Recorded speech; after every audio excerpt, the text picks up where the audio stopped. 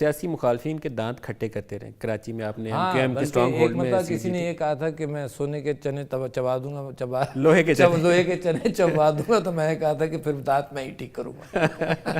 تو ابھی بھی وہ سہولت میسر ہے مخالفین کو؟ نہیں, اب نہیں ہے, کیونکہ آئین یہ پابندی لگاتا ہے کہ صدر جو ہے کوئی کمرشل ایکٹیویٹی میں کسی چیز میں انوالو نہیں ہو.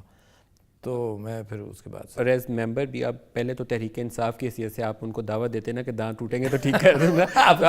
اب تو آپ تحریک انصاف نہیں ہیں, آپ نے پارٹی رکنیت سے بھی استعفیٰ دے دی؟ پارٹی کے عہدوں سے استعفیٰ دے دیا, اور ساتھ ساتھ میں نے جو عہد لیا ہے اس کے اندر یہ ہے کہ میں ہر ایک کے ساتھ برابری کا کام کروں گا اور انصاف کروں گا. تو لہٰذا میں پارٹیزان پالیٹکس میں نہیں ہو سکتا. مگر اس کے ساتھ ساتھ آپ یہ چیز ذہن میں رکھیے کہ جس ساری جستجو 22 سال کی ہوئی, تو میری سوچ اور پاکستان تحریک انصاف کی سوچ ایک سی ہوگی نا.